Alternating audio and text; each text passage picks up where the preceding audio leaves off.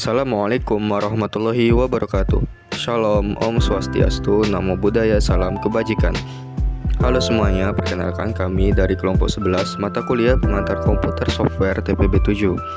Pada video kali ini kami akan menjelaskan secara singkat mengenai penjelasan tentang matriks dan tugas kelompok kuliah kami tentang kalkulator matriks sederhana yang dibuat menggunakan bahasa pemrograman C++, serta bagaimana cara menggunakannya untuk melakukan operasi matriks dasar seperti penjumlahan, pengurangan, perkalian, determinan, dan transpos. Kami berharap video ini dapat memberikan gambaran yang jelas dan membantu kalian untuk memahami tentang matriks dan bagaimana program kami bekerja. Tapi sebelum masuk ke videonya, kita perkenalan dulu ya. Selamat menyaksikan. Perkenalkan, nama saya Aslam Abid dari Prodi Teknik Elektro dengan NIM 122130052. Perkenalkan, nama saya Muhammad Rayyan Fikri dengan NIM 122130053 dari Prodi Teknik Elektro. Perkenalkan, nama saya Novel Faros dengan NIM 122130055 dari Prodi Teknik Elektro. Definisi matriks. Matriks umum dikenal pada matematika sebagai kumpulan bilangan atau angka yang disusun dalam baris dan kolom yang bentuknya berupa persegi panjang, biasanya dibatasi dengan tanda kurung siku atau tanda kurung. Bilangan yang terdapat dalam suatu matriks disebut elemen matriks. Matriks biasanya digunakan untuk menyelesaikan permasalahan matematika, misalnya menemukan solusi persamaan linear karena matriks berupa variabel biasa yang bisa dioperasikan seperti dijumlahkan, dikurangkan, dan dikalikan. Matriks dinotasikan dengan huruf besar seperti A, X, Y, dan sebagainya. Misalkan sebuah matriks A dengan ukuran M baris dan N kolom dituliskan sebagai berikut. Jadi, ketika terdapat penulisan matriks B dengan ukuran 3x2, maka matriks B tersebut memiliki elemen matriks 3 baris dan 2 kolom. Karakteristik matriks. Yang pertama, sekumpulan informasi yang setiap individu elemennya terdefinisi berdasarkan dua buah indeks, yang biasanya dikonotasikan dengan baris dan kolom. Kedua, setiap elemen matriks dapat diakses secara langsung jika kedua indeks diketahui. Yang ketiga, setiap elemen matriks memiliki type yang homogen. Keempat, indeks baris dan kolom harus bertipe yang memiliki keterurutan suksesor atau predesor, misalnya integer. Yang kelima, matriks adalah struktur data statik, ukurannya ditentukan dari awal. Yang keenam, matriks adalah struktur data dengan memori internal. Struktur ini praktis untuk dipakai tetapi memakan memori. Yang terakhir, matriks integer 100x100 memakan 10.000 kali tempat penyimpanan integer. Oke, yang pertama kita akan menjelaskan bagian penting dari C++, yaitu bagian header yang digunakan untuk menyertakan file input atau output standar C++, yaitu IOStream. Dalam program ini kita akan menggunakan fungsi cout dan cin untuk menampilkan dan meminta masukan dari pengguna. Kode program yang pertama adalah fungsi print matrix yang bertujuan untuk mencetak elemen-elemen dalam matriks 2 dimensi berukuran 2x2 ke layar. Selanjutnya yaitu bagian fungsi add matrix yang digunakan untuk melakukan operasi penjumlahan matriks. Fungsi ini menerima dua matriks berukuran 2x2 dan menghasilkan matriks hasil penjumlahan. Dan selanjutnya bagian submatriks.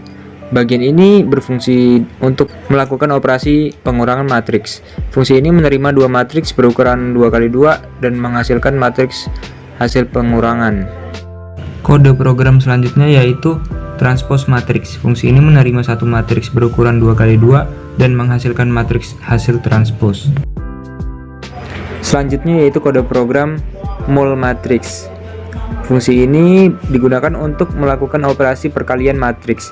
Fungsi ini menerima dua matriks berukuran 2x2 dan menghasilkan matriks perkalian.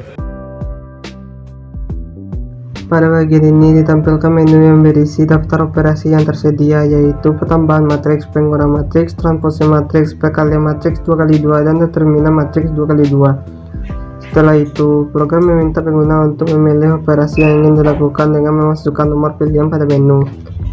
Setelah pilihan operasi dipilih, maka program akan melanjutkan ke bagian switch case yang menjalankan fungsi-fungsi operasi yang terkait dengan pilihan pengguna. Berikut akan ditampilkan sebuah variabel. Maksud dari variabel tersebut adalah jika pilihan operasi adalah 1, maka program akan meminta pengguna memasukkan nilai matriks pertama dan kedua dengan menggunakan perulangan for. Setelah itu, program memanggil fungsi add matrix untuk melakukan operasi penjumlahan matriks. Jika pilihan operasi adalah 2, maka program akan meminta pengguna memasukkan nilai matriks pertama dan kedua dengan menggunakan perulangan for. Setelah itu, program memanggil fungsi submatriks untuk melakukan operasi pengurangan matriks. Jika pilihan operasi adalah 3, maka program akan meminta pengguna memasukkan nilai matriks dengan menggunakan perulangan for. Setelah itu, program memanggil fungsi transpose matriks untuk melakukan operasi transpose matriks. Jika pilihan operasi adalah 4, maka program akan meminta pengguna memasukkan nilai matriks pertama dan kedua dengan menggunakan perulangan for. Setelah itu, program memanggil fungsi mul matriks untuk melakukan operasi perkalian matriks. Jika pilihan operasi adalah 5, maka program akan meminta pengguna memasukkan nilai matriks dengan menggunakan perulangan for. Setelah itu, program memanggil fungsi dot matrix untuk melakukan operasi menghitung determinal matriks. Kode program yang terakhir, jika pilihan operasi tidak sesuai dengan opsi yang ada, maka program akan menampilkan pesan pilihan tidak tersedia. Setelah operasi selesai dilakukan, program akan menanyakan apakah pengguna ingin mengulang atau tidak.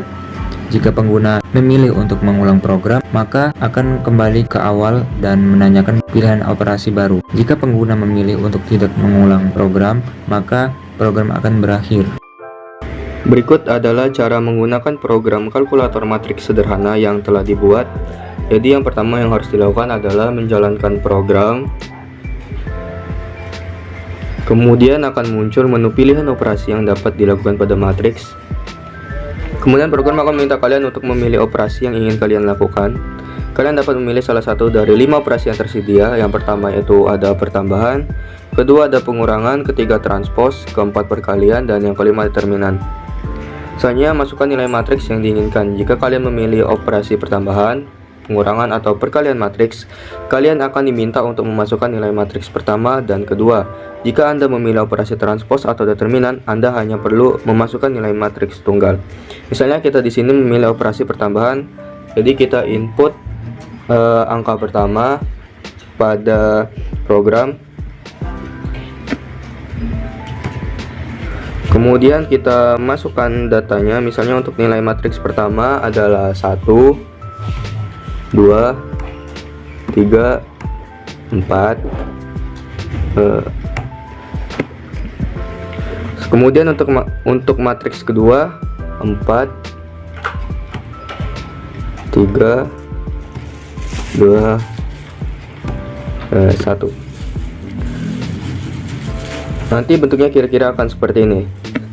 Setelah kalian memasukkan nilai matriks,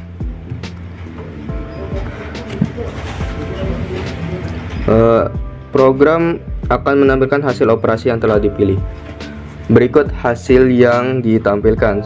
Setelah hasil ditampilkan, program akan menanyakan apakah kalian ingin mengulang program atau tidak. Jika kalian memilih untuk mengulang program, kalian dapat memasukkan huruf Y kecil atau Y besar. Jika tidak, kalian dapat memasukkan huruf N kecil atau N besar pada program. Karena kita ingin mencoba untuk matriks tunggal, maka kita masukkan huruf Y kecil untuk mengulang program.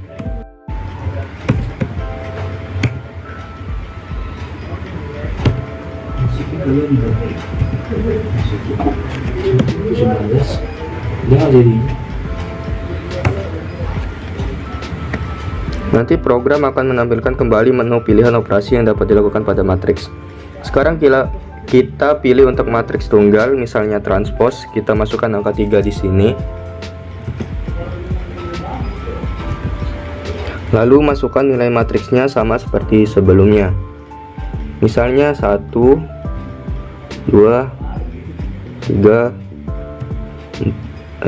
dan 4.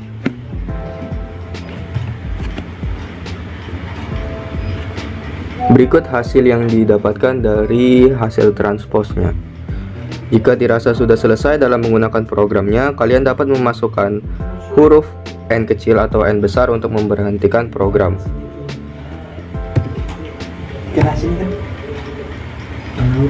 maka program akan berhenti.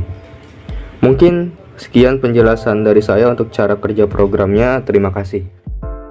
Terima kasih buat semuanya yang udah menyimak hingga akhir. Semoga penjelasan dari kami dapat menambah wawasan dan bisa berguna untuk kalian nantinya.